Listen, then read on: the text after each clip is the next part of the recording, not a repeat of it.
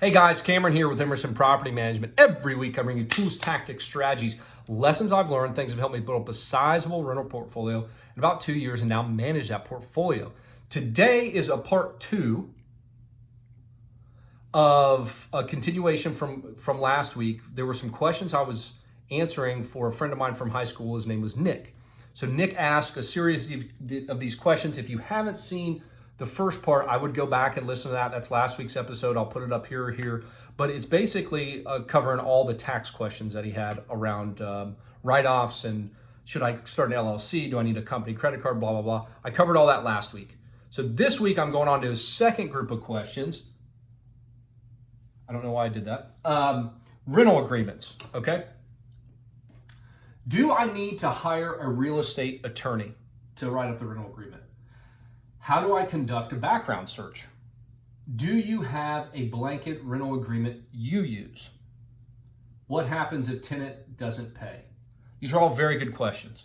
So, rental agreements. Do I need to hire a real estate attorney? What I would do, so if you're in Texas, there's a Texas Association of Realtors lease it's gone through eons of case law to build this lease. It's like 16 or 18 pages. Get a hold of that. You can find it somewhere. If you can't get a hold of it or you're scared to get a hold of it, use a lease agent on your first rental, which I highly recommend.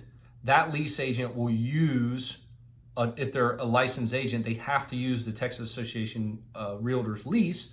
They'll use that, and then you'll have that to read through and create your own lease from. If not, if you don't want to do that, you could just download or just go online and type in Ohio lease or Texas lease agreement. Find a general one off the internet, or look at the lease that you signed on your last place, whatever it is. But find that, go through and actually read it and start, you don't have to get into the,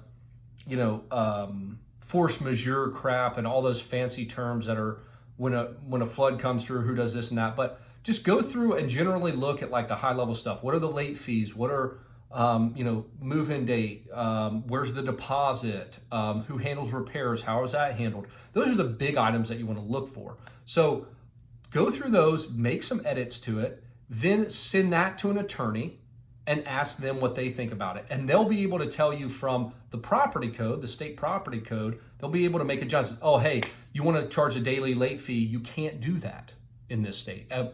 FYI, in Ohio, you can't charge a daily late fee. So there's things like that Texas you can, Ohio you can't. So I don't use the same lease agreement for Ohio as I do for Texas. You can't. So that is how I would get my lease agreement. How do I conduct a background search? So we use Buildium property management software, and basically Buildium has everything in it already. So we have tenants fill out an online application, and then we can automatically process them through the My Smart Move background and credit screening. I have not used it personally, but I've heard Zillow is a great resource to use for this. They have online applications, they can fill stuff out. There's Cozy and a multitude of other companies that can do this. So just find something online that they can fill out an application and go through that. Again, I've heard great things about Zillow. I don't know anything else or any of the other ones. Do you have a blank rental agreement you use? I already talked about that. I wouldn't use mine because mine are very specific and targeted. But if for you, so Nick was in Ohio, but for you that are in Texas, go to the Texas Association of Realtors lease. Ours is just slightly different from that. But if you want a good statement, a good start, that would be where I would go. If you guys want to know mine or mine specifically, just send us an email at info@emersonpropertymanagement.com and we'll figure that out. Actually, even better, just go on to the emersonpropertymanagement.com website and we have that on there for you. You don't have to send an email, you don't have to do anything like that. What happens if a tenant doesn't pay?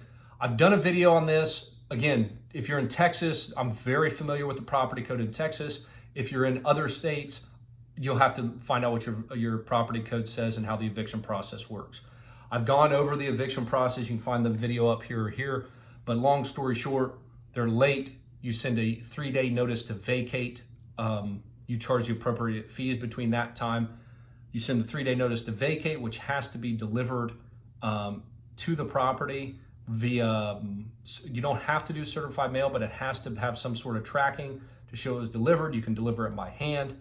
There are other stipulations behind that. If after 3 days they do not vacate, then you start the eviction process. And you go to the local county, you fill out the paperwork on there, you file the eviction, and then the AP, what am I trying to say? The, not the AP judge, the, precinct judge.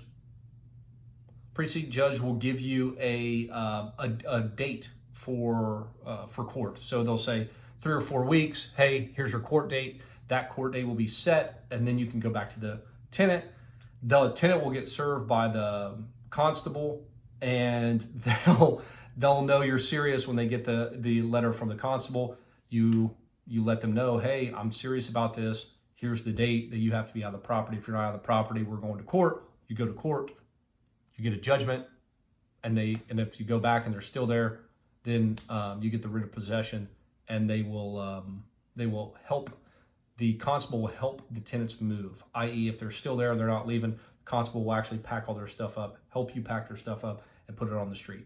So that's the eviction process. Now, you can cut out that whole BS and go through an eviction attorney. They'll charge you $500 or so. But for your first 1 or 2, I would recommend doing that. It happens. I mean, it just happens. This part of this business, you try to do a good job of screening and upfront, but evictions happen. Now, one thing I will say, so what happens when a tenant doesn't pay rent? The one thing I can say to you, and one thing I think I did very well starting out, is I was ruthless on filing evictions.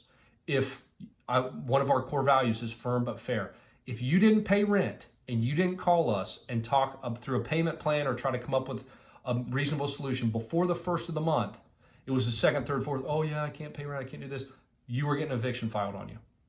And then you were getting evicted. If you didn't leave, you were getting an eviction on your record. We don't play games like that. And the reason that is because I don't even offer cash for keys, which is a system to just make people leave. Because what happens is you try to play around and play games with these people and say, well, okay, I'll give you till next Friday. I'll give you till next Friday. And you wait to file that eviction. And next thing you know, you're in the back of the line. They process these evictions chronologically.